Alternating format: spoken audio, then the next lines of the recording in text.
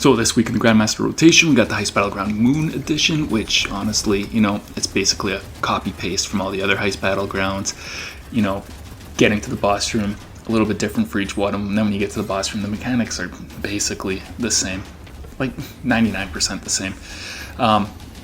Anyways, good news though this week is this is probably one of the easiest Grandmasters all season. So maybe Devil's Lair, some people might consider that one easier. Scarlet Keep, maybe they'll consider it easier, but in just my opinion, this one is tied with Devil's Lair for just being the easiest, especially to solo. So if you're going to solo anything, if you're going to be farming anything solo this season, I would definitely do this one.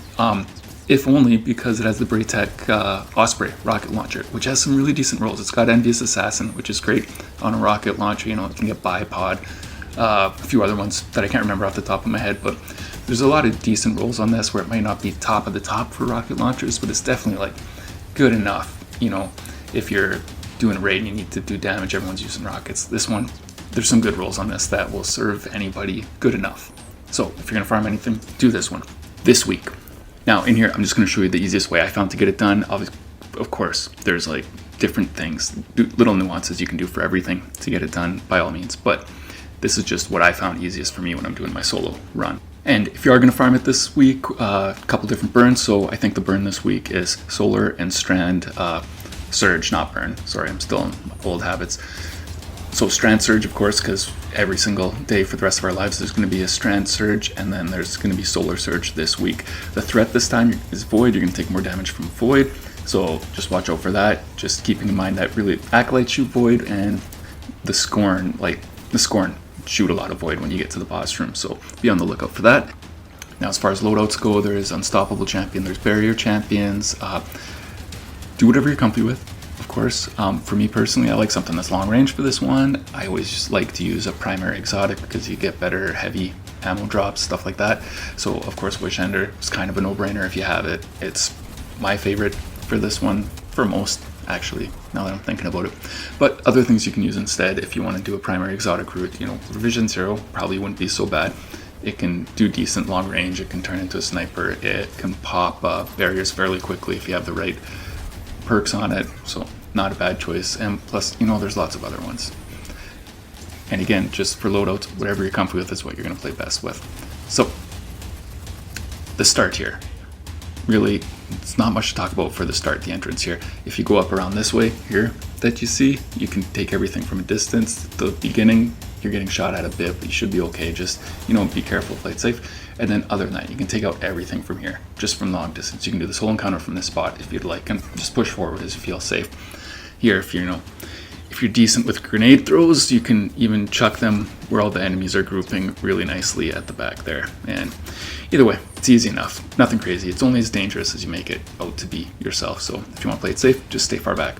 And of course, like every other Battleground heist, make sure you kill the Death Tongue guy, when you can, because he's going to get to the totem, he's going to stop your abilities, blah, blah, blah, blah, blah. I'm sure you guys know, because it's like 3 out of the 6 Nightfalls this season have this mechanic. So moving on, you're going to enter, go down the hill, shoot a bunch of guys, and then you're going to get to like the main checkpoint before the boss room here, and that's Protect the Ghost checkpoint, which again is super easy. So obviously, if you're solo, you probably already know about the cheese spot here. If you don't, you can see there's a link right here. This video I did like a month ago of it when it was in the master rotation, just kind of explaining how to kind of cheese the Protect the Ghost section here. But basically you're just hiding here, throwing grenades, stunning unstoppables when you can. There's a few nuances though, so if you find you're not getting it, just check out this guide here. It's just 2 minutes, not so bad. Anyways, after that, basically you're done. You're at the boss room, basically. So that's how easy this Grandmaster is. So, you're going to duck by the lasers here. You're going to get to the Hive Lock door. So by all means, you can get your little lasers and break the locks. Or, like all the other Battlegrounds, you can just hide, let the 2-minute counter finish. The doors will automatically open. There'll just be 2 champions this time to kill, like an Unstoppable and Barrier in this case. The only thing you miss out with waiting for the door to open is you don't get the heavy chest. But if you're using an exotic primary, heavy ammo economy is probably not going to be a big issue for you, probably. Now, the boss room has like one really nice cheese spot that's like really easy to do. At least for phase 1, it's really easy to do. So what you do is just activate the encounter, run to the back. If you can't make this jump on this little archway here, then jump up to these pipes, tubes, whatever they are, run up here, and then you're going to jump to that center platform in the ceiling there. And then from there, you can move to the front of the room, you know, jumping up on the more pipes. Now you can drop down kind of in the middle and shoot from that platform if you want to, or you can jump down to the far one. I just prefer the far one. I feel like the grenades from all the ads underneath here don't get up to this section as much as they do the middle section, but honestly, it doesn't really matter. Now, and then just pick away at the boss, clearing ads as you can, of course, but the only things you have to watch out for here is, one, the boss. He's a sniper, right? So hopefully you got some void resists on, or even a sniper resist isn't the worst idea. So there's the boss sniper, of course, watch out for him. Now there's the regular ads that are chucking grenades all the way, and honestly, the grenades are not really that hazardous at all. Like, it's very, very rare that they'll actually get one up there where it can actually hurt you, but don't press your luck, obviously. Other than that, as you damage the boss, more waves of enemies are going to spawn in, and in that waves, there's going to be scorn snipers are going to be spawning in, so they can hit you. They don't hit that hard if you have the right resist mods on, but a couple shots from them can kind of bring you down, or if they shoot you at the same time as maybe the boss. You know, slightly dangerous. Really, that's it. And when I say slightly dangerous, I just mean compared to everything else, because it's not really too much that's dangerous here. It's a really nice, easy cheese spot. Anyways, pick away at the boss until he's got no health.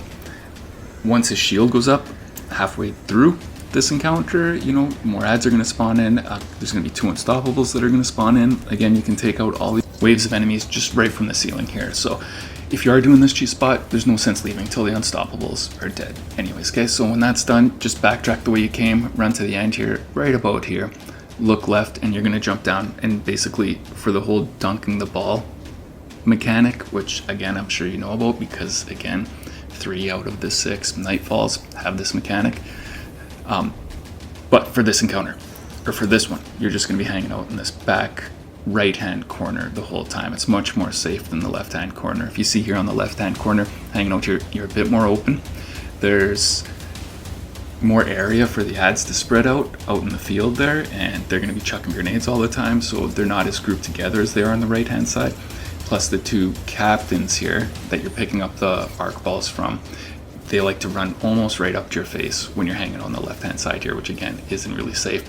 And also, for some reason, on the left-hand side here, when they're shooting their little devices there, like if it's the arc device, you know, it sucks you in. If it's the fire one, it burns you, so on. When they use that ability, just the chances of them getting that device up into your face there is just seems much more high on the left-hand side here. I haven't had it happen to me once on the right-hand side, but on the left-hand side it happens like every time I try it out. So again, right-hand side just feels so much safer. Now, how the mechanic of this is, besides the dunking the ball, which you guys all know about, but the enemy rotation in this is kind of important, or makes it a lot easier when you do know about the enemy rotation. So I'm talking about the captains there that drop the arc balls. Now, they're going to be spread out. There's going to be 4 of them spread out in this room. Now, if you see here, when I'm shooting this one in the center, I guess we'll call him like spot 2. When I kill him, immediately this guy from spot 1 is going to come in and replace him. So it's kind of like revolving like clockwise, if 12 o'clock's kind of where the boss is. So you kill this guy is going to replace him. A new captain's going to spawn in the back and replace that number 1 guy. Does that make sense? So keep that in mind, because it's actually kind of a big deal if you want to make it easier. Anyways, so you see here, kind of knowing that rotation, what I'm going to do is I'm going to kill this guy. Immediately on his death, I'm going to run and grab that ball and dunk, because I know that guy in spot 1 is coming to replace him immediately. So he's basically chasing me where you can't see right now. And then see, I dunk, and then look, so he's already replaced that guy that I killed.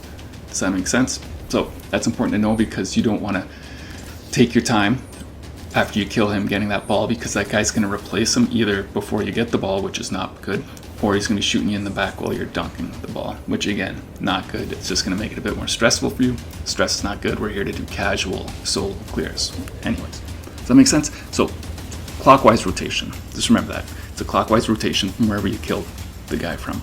Okay? Now, when you are dunking, dunk right here, the boss is always going to be hanging out in the back. If you're up against and you come up these front row of stairs here, you're going to have cover from the dunking pillar, whatever you want to call it, from the boss. So again, dunking is super safe. So now that you know the rotation of those captains that drop the arc balls, the only other spot or thing you need to be aware of when you're hanging out in the back right here is after dunking, more ads are going to spawn each time you dunk. Now, they're just basic scoring enemies, but they throw a lot of grenades. So just remember, after you dunk each one, those guys are going to spawn in, just hang out. I usually throw a grenade on the left-hand side, so then if they do start spamming grenades at me, they're going to throw it to the left-hand side, because then I can duck around the right-hand side here and just kill them quickly. So, that's it.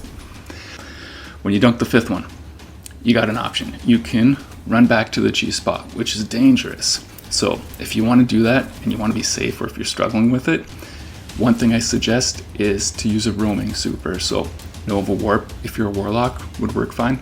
What's it called? Striker, if you're a Titan?